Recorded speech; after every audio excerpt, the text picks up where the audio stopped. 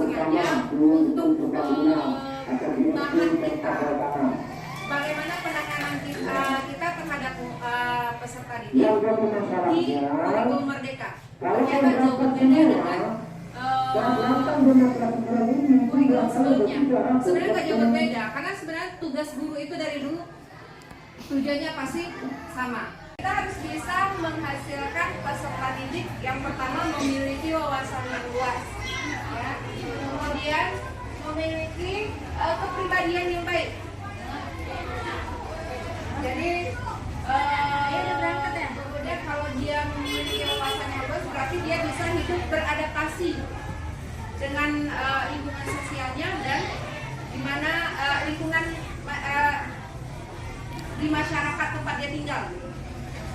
Kemudian berkembang sesuai dengan kodrat zaman dan kodrat alam. Nah, ini poin pentingnya.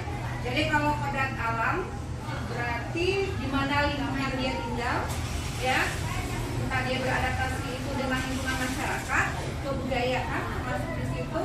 Kemudian kalau kodrat zaman berarti kita sebagai guru harus mengikuti perkembangan zaman untuk menguasai untuk bisa mendidik anak tersebut, mendidik peserta didik ya sesuai dengan zamannya. Kalau zamannya sekarang teknologi, berarti guru juga harus menguasai teknologi, ya. Nah, kemudian dari pendidikan tersebut kita lanjut ke kurikulum Merdeka Belajar, karena sekarang kan kita sudah masuk menggunakan kurikulum Merdeka. Apa sih kurikulum Merdeka? Kan kemarin kita udah dapat pelatihan tuh dari Pak Pemimpin, ya. Jadi kurikulum Merdeka Belajar itu kurikulum dengan pembelajaran intrakurikuler beragam. Peserta didik memiliki kesempatan untuk mendalami konsep dan menguatkan kompetensinya. Anak yang menjadi subjek pembelajaran, mereka yang bekerja. Jadi kalau seandainya sekarang kita ada mengeluh, sebelumnya kita mengeluh anak ribut, anak apa, kita alihkan energinya. Tapi memang kita direpotkan pertama dalam membuat rancangan proses pembelajaran. Kita guru juga bisa memiliki kewenangan untuk mengembangkan proses pembelajaran seperti apa yang harus kita gunakan. Kemudian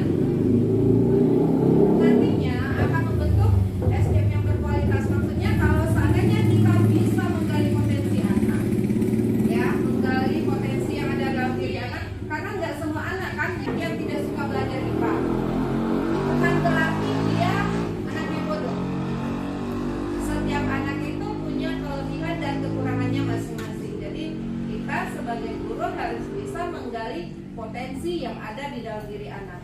Ada anak yang suka olahraga, bagaimana cara dia memahami materi IPA itu dikaitkan dengan olahraga, apa yang dia suka. Jadi satu yang perlu kita pahami dari semua karakter anak yang timbul itu, seorang anak akan memberikan eksistensi dirinya, menunjukkan eksistensi dirinya itu sebenarnya hanya kebutuhan dasar dia sebagai manusia. Kebutuhan apa tuh? Yang apa? Kebutuhan untuk bertahan hidup, kemudian kebutuhan untuk dicintai dan disayangi, kebutuhan untuk mendapatkan kesenangan, kebutuhan untuk mendapatkan kekuasaan, dan kebutuhan untuk kekuasaan. Jadi kalau seandainya ada anak yang lagi belajar terus dia main-main, karena dia memang hobinya main. Memang dalam tujuan akhirnya adalah bagaimana dari proses pembelajaran yang kita lakukan itu membentuk karakter profil pelajar Pancasila dalam diri anak-anak. Jadi kita tidak lagi, sekarang itu poinnya adalah bagaimana kita melakukan proses pembelajaran. Ada anak yang suka menggambar, kerangkala bagaimana kita bisa menyediakan, kita jadi fasilitator, memfasilitasi anak untuk bisa dia memahami materi yang kita ajarkan lewat gambar yang dia sampaikan.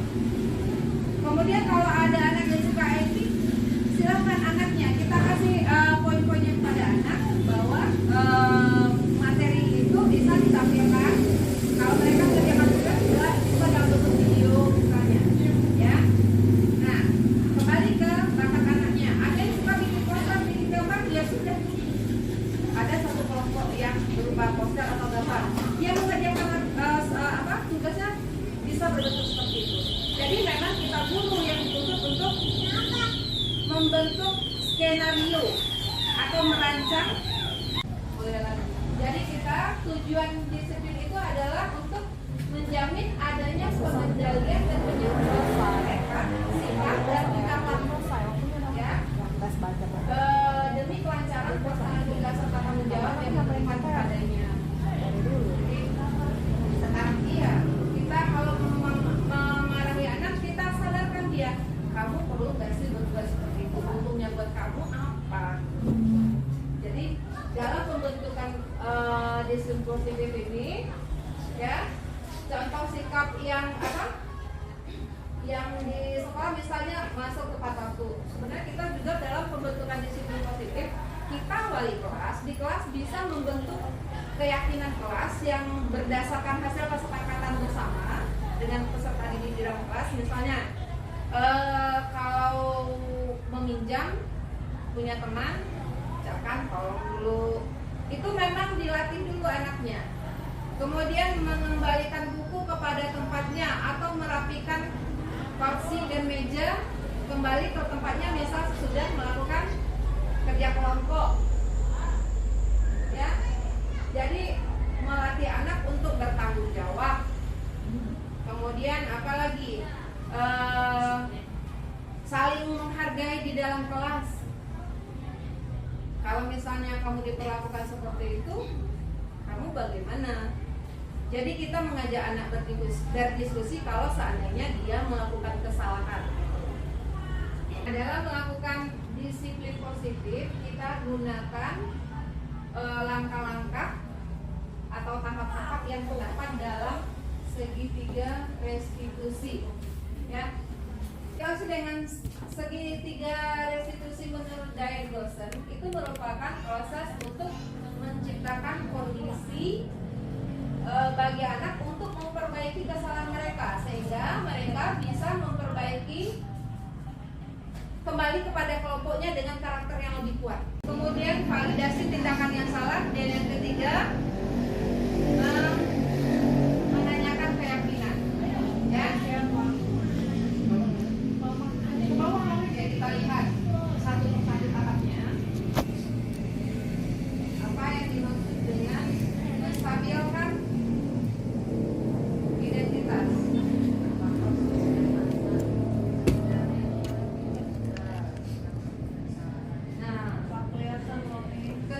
Sini guys, langsung aja sini. Nah, jadi kalau untuk menstabilkan identitas, kalau seandainya anak melakukan kesalahan, kita perlu memberikan penekanan bahwa setiap manusia wajar berbuat salah. Cuma kita harus bisa respon kita seperti itu. Kita juga memberikan keberpihakan, tetapi juga memberikan impact kepada anak tersebut bahwa itu bagus nggak menurut kamu, bagus nggak buat kamu. Terus balikan, kalau seandainya kamu dalam posisi misalnya dia dengan temannya, interaksinya ya dengan temannya, bagaimana kamu di posisi tersebut ya. Kebutuhan anak untuk menjalin hubungan yang lebih baik dengan anak ya. Jadi kalau kita berkata seperti itu kepada anak, anaknya nggak mungkin marah kan, walaupun kita tahu sebenarnya untuk ada ya, contohnya anak-anak kita aja ya, kadang sebenarnya memang membutuhkan kesabaran kita yang cukup tinggi untuk menghadapi anak tersebut, tapi kita memang harus bisa. Dan di sini peran kalau kata saya itu adalah wali kelas. Kita sebagai wali kelas memulai mengubah pandangan, mengubah cara kita mendidik, memberikan penekanan kepada anak, kemudian memberikan solusi dari setiap kesalahan yang dilakukan. Nah, yang ketiga itu adalah menanyakan keyakinan. Di sini memberikan pertanyaan-pertanyaan yang bermakna, yang memunculkan motivasi intrinsik dari dalam, ya, dalam diri anak tersebut. Jadi cara untuk mengingin anak sekarang seperti ini. Ini contoh kemarin ada yang Uni lakukan. Teddy ini sebagai wali kelas, saya mendapat laporan bahwa Teddy-nya sering nggak masuk, sering terlambat. Kemudian ada di situ saya ambil Miss Neni, guru bahasa Inggris, sudah 2 kali tidak mengerjakan tugas. Jadi sebagai wali kelas dapat laporan. Nah, pemanggilannya seperti itu. Ditanyakan kenapa dia sampai terlambat. Kemudian dia menjawab kan. Kemudian menurut kamu itu kesalahan apa bukan? Kesalahan, Bu. Nah, kalau kesalahan, apa yang akan kamu lakukan untuk memperbaiki kesalahan yang kamu lakukan tersebut? Dia mikir sendiri. Itu wali kelas, ya.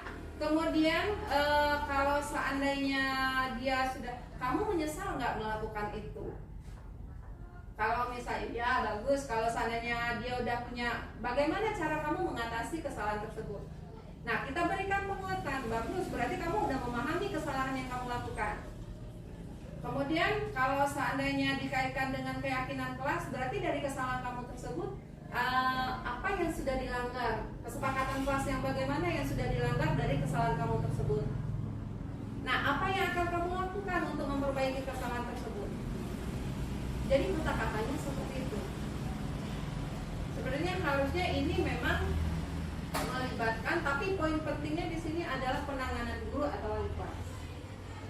Jadi di sini makanya tadi Uni bilang kalau seandainya untuk menerapkan disiplin anak, budaya positif di sekolah, kita mulai dari diri kita sebagai guru dan wali kelas untuk selalu memberikan penguatan, karena mereka memang lagi dalam masa peralihan psikologisnya kan lagi dalam masa peralihan dari masa anak-anak ke remaja.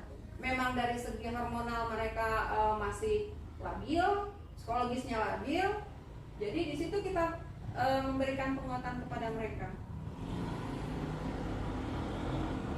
Nah, kira-kira seperti itu aja. Kemudian sebagai mutiara kehidupan, apapun yang dilakukan oleh seorang ibu hendaknya dapat memberikan manfaat buat orang di sekitar. Jadi hendaknya, jadi apapun yang terasa di diri kita, kita motivasi diri kita sendiri, ya. Apapun yang kita berikan kita lakukan itu hendaknya dapat bermanfaat bagi diri kita, kemudian bagi bangsa dan bermanfaat bagi manusia. Ya, memang sesuai dengan ajaran agama kan kita harus memberikan manfaat buat orang, bermanfaat. Dan satu lagi, kita jadi guru, manfaatnya kan memang paling dirasakan ke anak. Dan memang yang menjadi poin pembentukan karakter, kalaupun anak misalnya mendapatkan pendidikan itu kan terpusat ya, keluarga, masyarakat, baru di sekolah. Tetapi yang menjadi public figure pertama dari anak kan adalah kita guru. Coba anak itu pasti lebih nurut sama gurunya daripada orang tua pada ininya. Kemudian di situ tujuan kita itu adalah supaya anak itu tumbuh menjadi pribadi yang lebih sehat, bahagia, berkarakter. Nah, bagaimana cara kita guru untuk bisa mengarahkan itu? Kenapa dia sampai nggak nurut? Kembali tadi ke patokannya bahwa berarti ada kebutuhan dasarnya yang tidak terpenuhi. Proses pembelajaran yang kita berikan itu memang harus optimal dan didukung oleh semua pihak yang ada di lingkungan sekolah. Makanya kurikulum itu kan berubah sesuai dinamis, sesuai perkembangan zamannya. Jadi memang ini cuma sekadar berbagi ilmu. Dan kalau seandainya kita semua Unirasa semua sudah tahu tentang tugas dan peran kita sebagai guru pelatihan guru penggerak diingatkan lagi. Dan sebenarnya mengatasi kejenuhan memang harus sering-sering ikut pelatihan.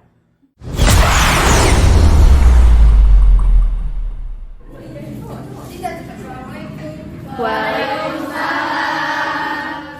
Semua siap. Berdoa dimulai.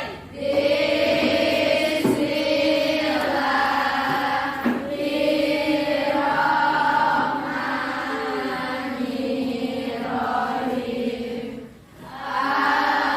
Alhamdulillah.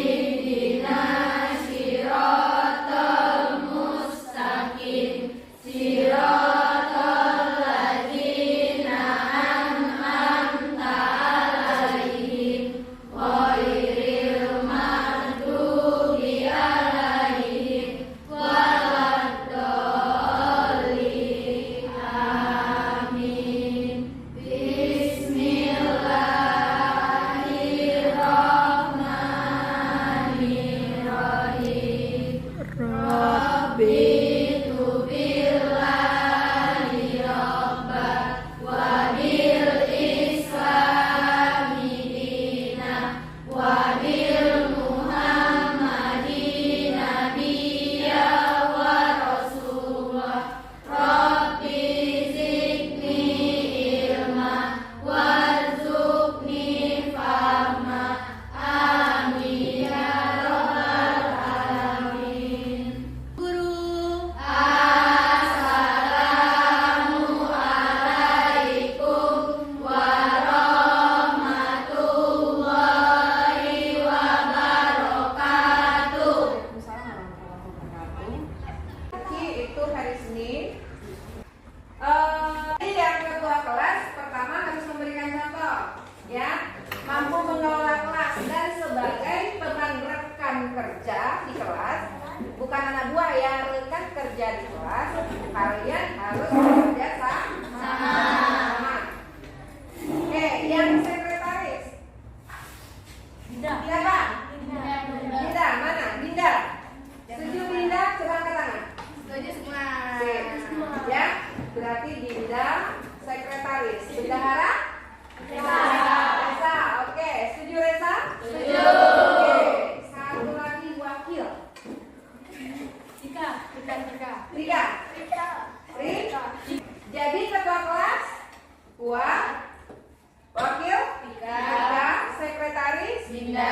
Dinda, bendahara Reza. Reza. Setuju semua? Setuju. Sekarang kita bentuk keyakinan kelas. Artinya keyakinan kelas itu adalah suatu kesepakatan kita bersama, ya, untuk menciptakan lingkungan belajar yang nyaman.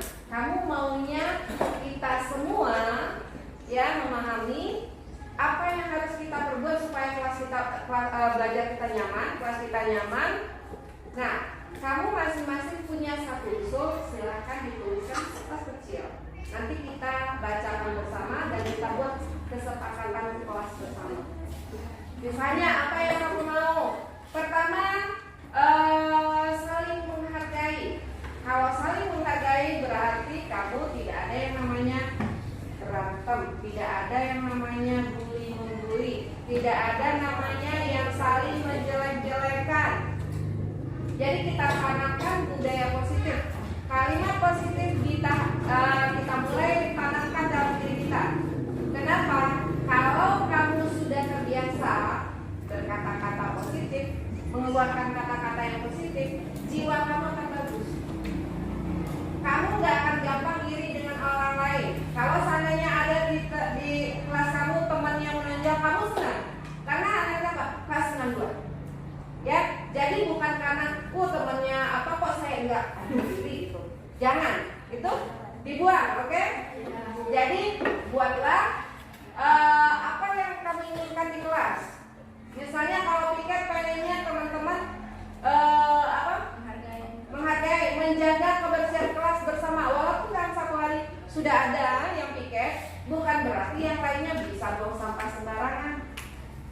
Jadi misalnya saling menghargai, menjaga kebersihan kelas bersama, ya. Apa lagi? Datang tepat waktu bisa juga. Nah sekarang gambar di bukunya juga ditulis di kertas kayak gini juga.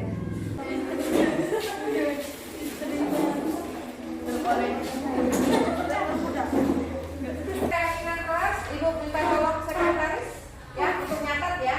Ibu bacakan. Untuk keyakinan kelas, Ibu bacakan satu. Kalau seandainya kamu setuju, bilang setuju. Oke?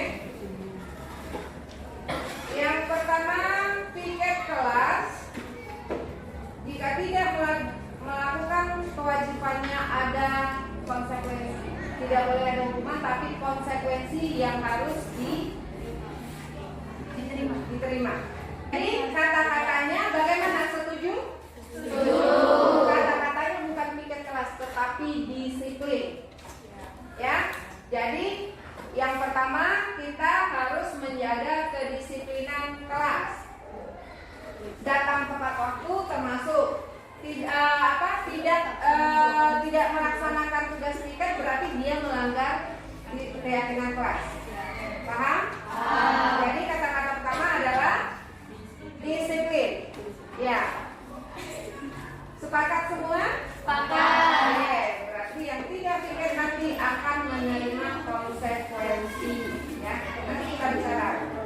bicarakan. Kemudian yang kedua, saling menyayangi, tidak saling mengejek. Setuju? Setuju. Kata-katanya yang akan kita sepakati apa? Saling Menyayangi. menyayangi dan saling menghargai. Oke, berarti keyakinan kelas yang kedua adalah saling menyayangi dan menghargai. Semua sepakat? Sepakat. Kemudian tidak membeda-bedakan satu sama lain. Masuk nggak ke dalam saling menghargai? Masuk ya. Berarti tidak boleh membeda-bedakan teman. Itu termasuk dengan saling menghargai. Ya. Kemudian datang tepat waktu. Disiplin sudah masuk. Oke. Kemudian saling bekerja sama dalam membersihkan kelas. Tidak ada saling bully di kelas. Masuk kepada saling bekerja sama. Bekerja sama. Ya. Menghargai beda. Kalau bekerja sama itu kegiatan yang kita lakukan. Ya, bekerja sama. Jangan buang sampah di laci. Berarti menjaga kebersihan kelas. Yang keempat, salam, senyum, sapa, sopan, santun. Berarti menerapkan 5S di kelas. Ada berapa keyakinan kelas kita? 5. Ada 5. Coba dibacakan. 1. Disiplin. 2. Saling menyayangi dan menghargai. 3. Bekerja sama. 4. Menjaga kebersihan kelas. 5. Menerapkan 5S. Salam, sapa, senyum, sopan, santun. Sepakat kita?